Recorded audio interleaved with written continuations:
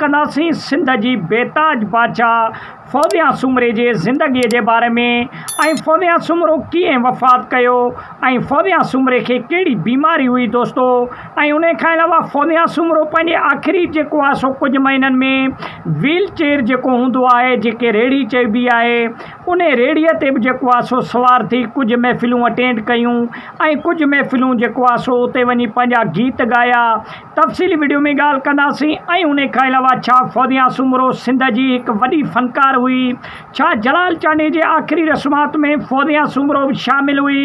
ऐं ईअं बि चयो वञे थो त फ़ौदिया सूमरो जलाल चांडे जे लाइ तमामु घणो ग़मगीन हुई ऐं जलाल चांडे जे उन जनाज़े में फ़ौदिया सूमरे वेही करे ऐं तमामु घणो रुनो बि हुयो जलाल चांडे जे लाइ। दोस्तो जलाल चांडियो फ़ौदिया सूमरो इहे ॿई जोड़ जा फ़नकार हुया ऐं ॿिन्हिनि जेको आहे सो तमामु घणो उरूज ॾिठो घटि वक़्त में।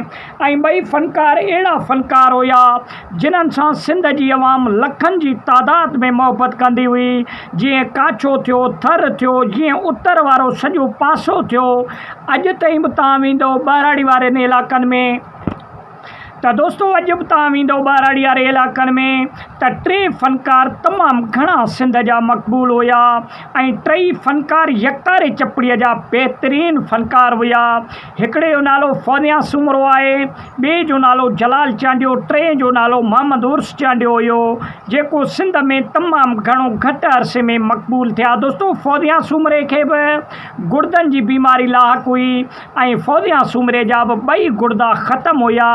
पोइ फ़ौदिया सूमरो 2001 खां पोइ जलाल चांडे जे वफ़ात खां पोइ मुसलसल बीमार रहंदी हुई ऐं फ़ौदिया सूमरे खे बि डॉक्टरनि मना कयो हुयो त तूं ॻाह न। ऐं फ़ौदिया सूमरे जो जेको हेठियों धड़ हुयो इहो कमु करणु छॾे वियो हुयो, लेकिन फ़ौदिया सूमरे जा लखनि में परस्तार हुया।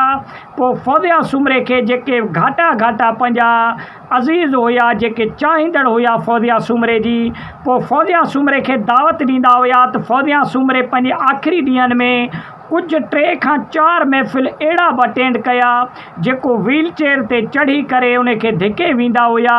पोइ ओस पास पंहिंजे तर में उन्हनि महफ़िलनि खे उते फ़ौदिया सूमरे अहिड़े तरीक़े सां अटेंड कयो। दोस्तो फ़ौदिया सूमरो 2002 में हिन फ़ानी दुनिया खे छॾे अलाह जी तरफ़ हली ऐं फ़ौदिया सूमरो बि सिंध जी हिकु बहितरीनु फ़नकार हुई ऐं फ़ौदिया सूमरो जलाल चांडियो हिकु ॿई पाए जा फ़नकार हुया ऐं इन्हनि जे मौत में सिर्फ़ु 1 साल जो फ़र्क़ु थियो ऐं इन्हनि ॿिन्हिनि फ़नकारनि खे बीमारी बि हिकु जहिड़ी हुई, ॿिन्हिनि जा गुर्दा ख़तमु हुया, तॾहिं हिन फ़ानी दुनिया खे छॾे पंहिंजे हक़ीक़ी रब सां मिलिया।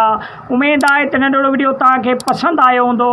वीडियो खे लाइक ऐं शेयर कयो। वॾी महिरबानी।